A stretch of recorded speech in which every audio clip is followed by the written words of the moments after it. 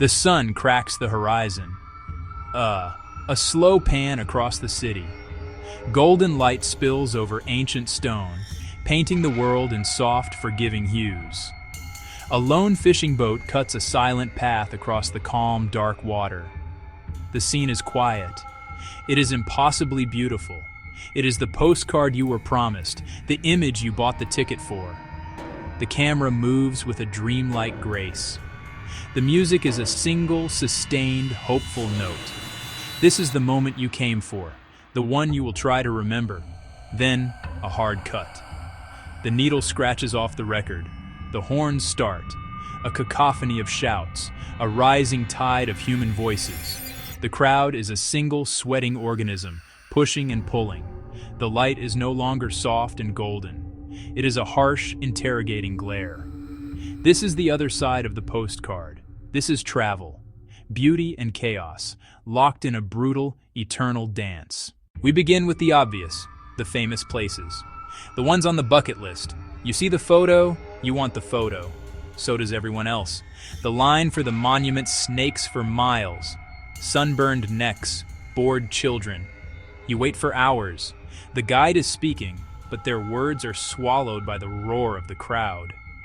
You finally get inside. You try to take a picture, and all you get is a sea of bobbing heads and raised cell phones, 1,000 little screens reflecting the thing you came to see.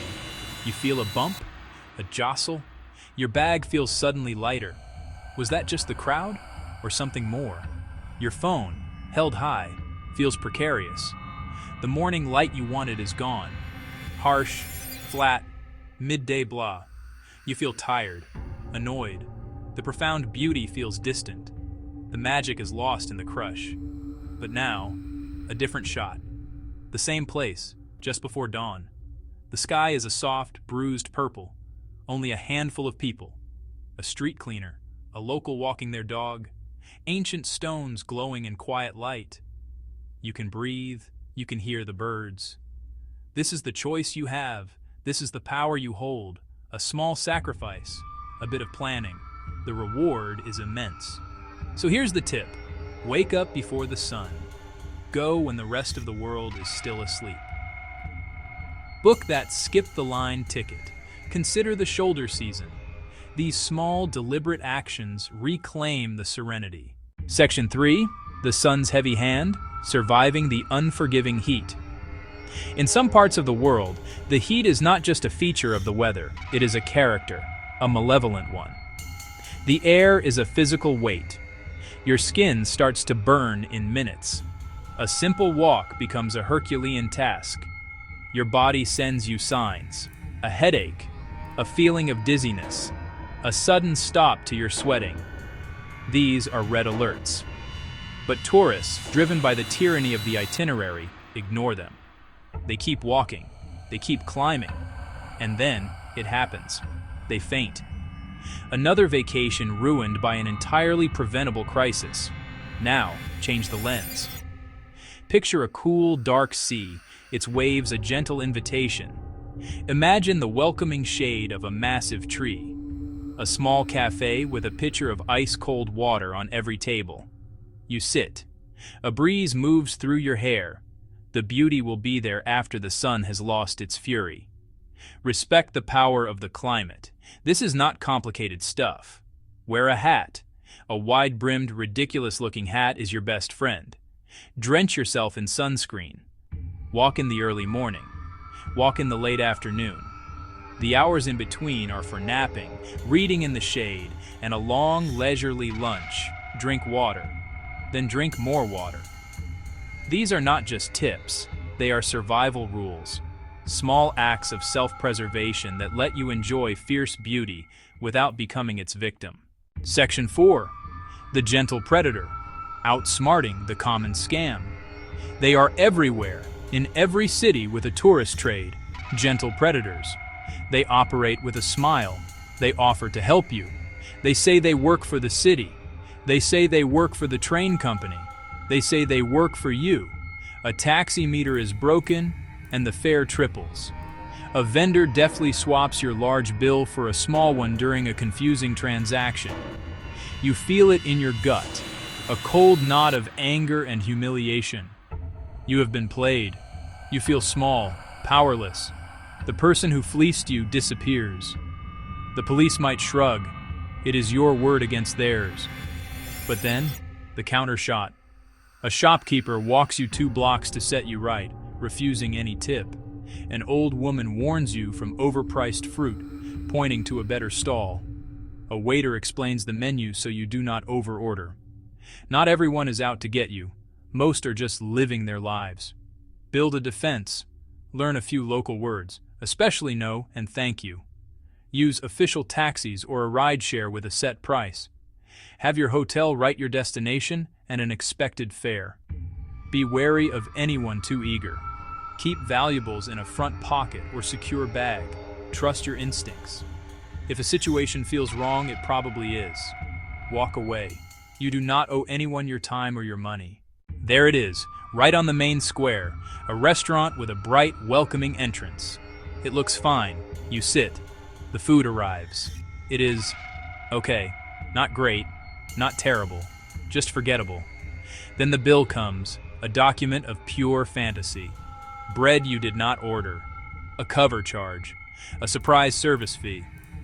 You walked into a tourist trap. You paid for the location, not the food. A bitter lesson that could have bought 2 or 3 incredible meals. Now the camera turns, away from the glitter. A small family stall hums with rich, complex, honest cooking at a laughably fair price.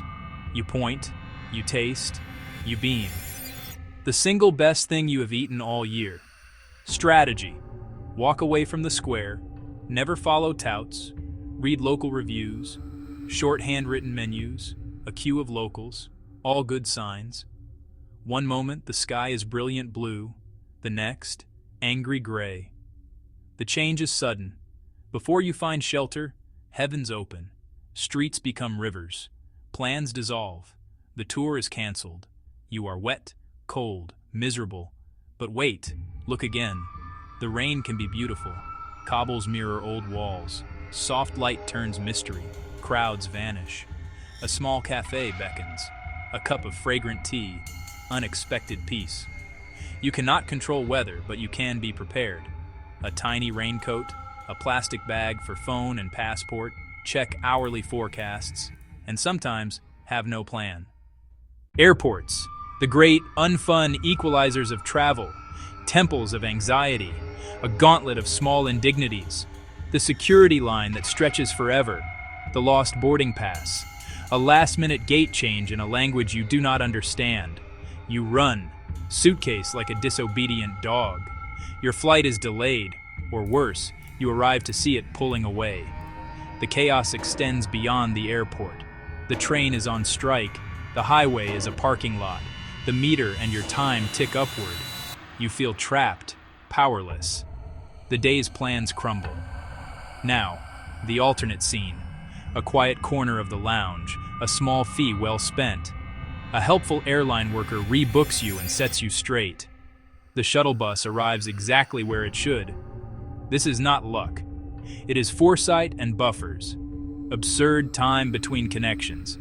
Carry on only if you can. Trackers in checked bags, digital and physical copies of documents. Confirm your shuttle. Small deliberate acts are the antidote to chaos. They cut the stress and restore your sanity. A 3-hour layover is not a waste. It is insurance. There is a sickness that infects beautiful places.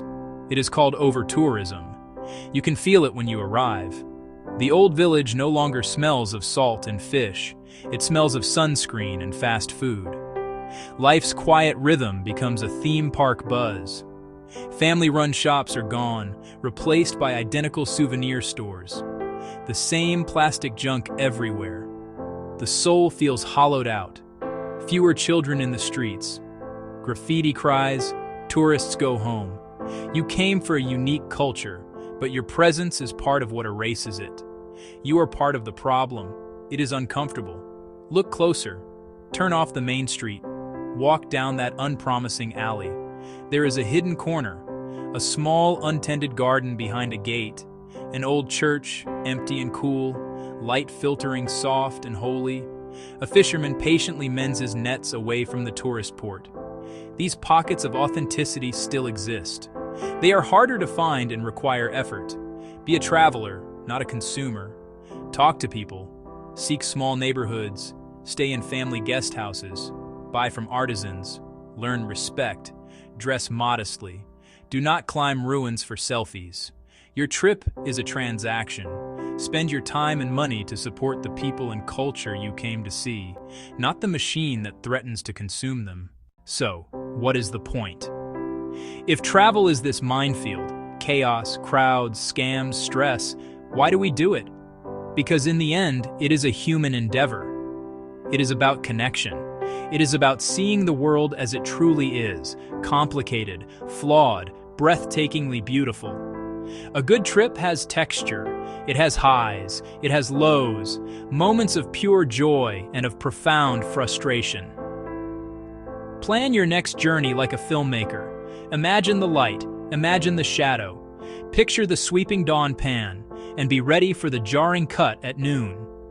Know both scenes are part of the same story, your story. Tell the truth to yourself. You need the beauty. You also need the warning. Preparation is not eliminating risk, it is managing it. Manage it so you can be present for the magic when it happens. The sun sets, the city exhales. Lights draw patterns of gold and black. You sit with a cool drink. You close your eyes. You remember the heat, the crowds, the frustration, and the kindness of a stranger, the taste of a perfect meal, the way light fell on old stone. You remember both the beauty and the chaos, and you will go back. So, go. The world waits. Go with your eyes wide open. Do your research. Respect the place and its people. Pack a raincoat. Pack skepticism. Walk with care. Listen more than you talk.